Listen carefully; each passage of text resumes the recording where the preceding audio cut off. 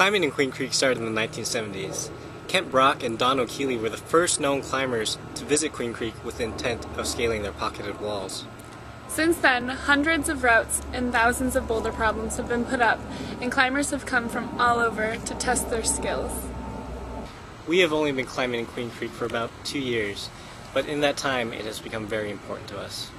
Queen Creek is important to me because it is the very first place that I climbed outdoors. I can still feel my excitement after finishing my first route, and my sense of accomplishment after cleaning my first anchor. In recent years, Resolution Copper Company has made attempts to reopen the mine in Queen Creek. If this happens, we will lose the single largest amount of climbing in history, and the impact on the environment will be catastrophic. Following the plan that RCC has created will cause many climbing areas in Queen Creek to be replaced by a large sinkhole. It will also restrict access to other crags. Surrounding water will become polluted, and native wildlife will be displaced. If the Queen Creek climbing area is lost to mining, we will be losing an amazing climbing area not only for us, but for future generations of climbers. We decided to interview Queen Creek climbers about their experiences at this wonderful climbing area and get their thoughts on the mining. How long have you been climbing in Queen Creek? I've been climbing for about over 20 years, and a large part of that's been Queen Creek. It's beautiful here. It's a long ways from home, but it's well worth the drive. In the Queen Creek area, I'd say I've been climbing for 22 years. This is your first day climbing here in Queen Creek? Yes, it is. Awesome. And Kevin, you seem to be teaching him the ropes. How long have you been climbing in Queen Creek? About 6 years. 6 years is a pretty long time. Do you have any special memories? Plenty. I remember when the Phoenix Boulder Blast was out here. I came to the last one. Sadly, it is no longer. Flapper Fest, when everybody comes out and climbs and parties and has a good time, and just coming out with friends and climbing and experiencing the beautiful outdoors. And it's great times. Yeah, I put a lot of the routes up here at the pond area and some over in the mining area, too. Actually, this is one of the first areas that I came to after the AMC taught me how to climb. And then I did my first lead at the pond. So definitely gonna stick in my memory forever. And this is actually the place where I did my first outdoor climbing. So I love this place. Easy to get to, awesome. Queen Creek's a great place to be just because it's so close to town. Gorgeous hillsides, plenty of things to do out there, camping, streams running through there, great place for the kids. Every time I come out here, it's wonderful. This spot here is Pancake House. It's probably one of the best spots of all of them, but they're all good. The climbing here is fabulous, and I've never seen anything like it anywhere else. Are you familiar with what's going on with the mining? Fairly, yeah. Wrote an essay on it, and I've done some personal research, and it's really sad, because I think that given the substantial quantity of copper that's here and the kind of money that's behind it, I don't know if we can fight it. I would like to think that we can. I know that the Native American community is involved, and climbing community is involved, and naturalists and nature people are involved, but there's just so much there that it's really frustrating and not very inspiring.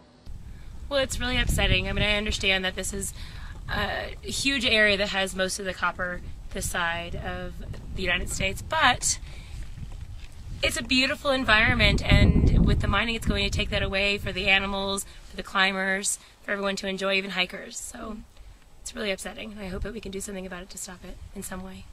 I don't know as much as...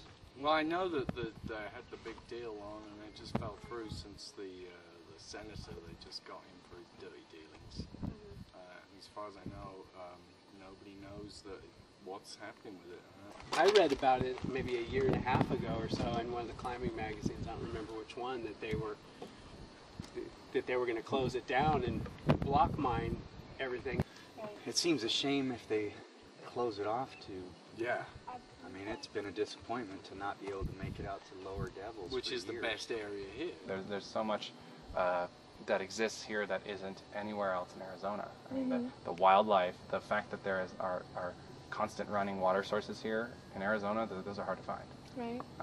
And just the volcanic rock and the landscape, it's stunning.